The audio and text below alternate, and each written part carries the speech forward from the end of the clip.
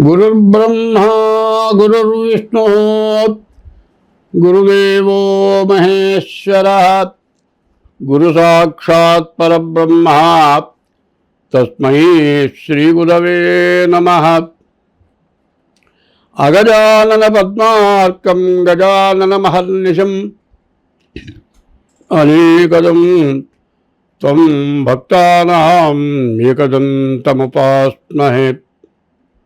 वंदे शंभुममापतिं सुतगुरुं वंदे जगत्कारणं वंदे पन्नगभूषणं मृगधरं वंदे पशूनां पतिं वंदे सूर्यशशाङ्कवह्निनयनं वंदे मुकुन्दप्रियं वंदे भक्तजनाश्रयं च वरदं वंदे शिवं शङ्करम्।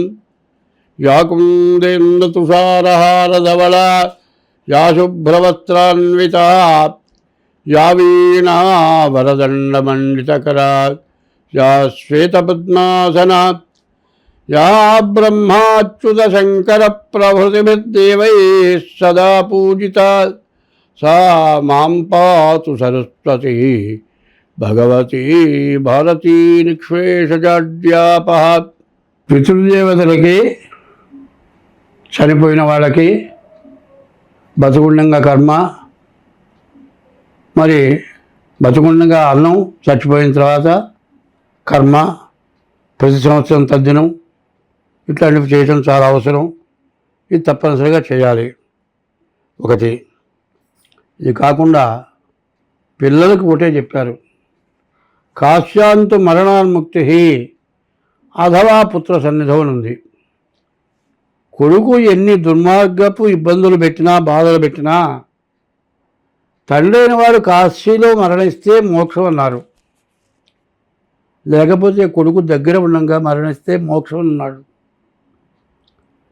కాశీలో మరణిస్తామో లేదో తెలియదు, కానీ కొడుకు దగ్గర మరణించాలని తండ్రి కోరుకోవాలి. కొడుకు తండ్రిని జాగ్రత్తగా చూచి కడతీర్చాలని కోరుకోవాలి. ఇవి రెండు కూడా అవినాభావ సంబంధమైన సంబంధాలు. ఇది తెంచుకుంటే పోయేవి కాదు. కానీ కష్టాలు వచ్చిన తర్వాత అయినా, బాధలు పెరిగిన తర్వాత అయినా, సమస్యలు ఎక్కువైన తర్వాత అయినా బాగా తెలుసుకొని అమావాస్య రోజున పితృదేవతలకు తర్పణ చేస్తే నష్టమేం లేదు. మరి తిథి పోయిన తారీఖు, సంవత్సరం, నెల తిథి తెలియని పక్షంలో మరి భాద్రపద మాసంలో పాడ్యం నుంచి అమావాస్య లోపల వచ్చేటువంటి తిథుల్లో మధ్యాష్టమి అంటారు. అంటే సప్తమి వరకు 7 రోజులు, అష్టమి తర్వాత 7 రోజులు అమావాస్య వరకు ఈ మధ్యాష్టమి అంటారు. ఆ అష్టమి రోజున తండ్రి తద్దినం పెట్టడం, పితృదేవతలు 7 తరాల వాళ్ళకి తర్పణ చేయటం హిందూ అయినటువంటి వాడు చేయవలసిన ధర్మం ఇది. ఇది తప్పనిసరిగా చేయాలి. ఒకటి. రెండోది, ఎవరైనా సరే ఇప్పుడు చెబుతుంది ఒకటే మాట, కొడుకులైన వాళ్ళు బ్రతికుండంగా తెలియక ఎన్నో బాధలు పెట్టి ఉండవచ్చు. ఎవరైనా సరే ఇప్పుడు నేను చెప్పింది విన్న తర్వాత అన్నదానాలు చేయక్కర్లే, వేల మందికి అన్నదానాలు చేయక్కర్లే, దేవాలయాలు కట్టించక్కర్లే, సత్రాలు కట్టించక్కర్లే, వృద్ధాశ్రమాలు కట్టించక్కర్లే, అనాథ శరణాలయాలు పెట్టక్కర్లే. కన్న తల్లిదండ్రులకు అన్నం పెట్టండి. ఇంతకుముందు పెట్టిన వాళ్ళైనా సరే దయవుంచి తల్లిదండ్రులకి అన్నం పెట్టండి. వాళ్ళు బతికున్నంతకాలం ఏ లోటు లేకుండా చూడండి. వాళ్ళు మరణించిన తర్వాత కర్మ, తర్వాత సంవత్సరానికి, తర్వాత ప్రతి సంవత్సరం ప్రత్యాబ్దికం ఇవి పెడితే తర్వాత మీరు, మీ పిల్లలు, మీ కుటుంబం, మీ వంశం వృద్ధి పొందుతుంది.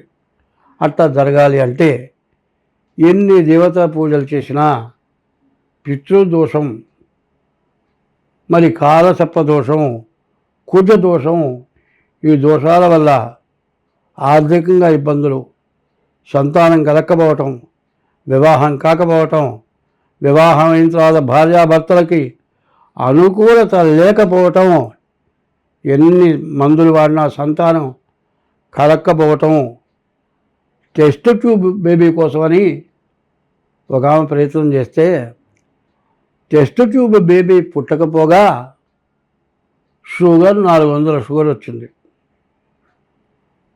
పిల్లలు కలక్కపోయినా పర్వాలే, టెస్ట్ ట్యూబ్ బేబీ కోసం ప్రయత్నం చేయడం కంటే ఎంతోమంది అనాథలు ఉన్నారు, అనాథల్ని పెంచండి, వాళ్ళకి అవకాశం ఇవ్వండి.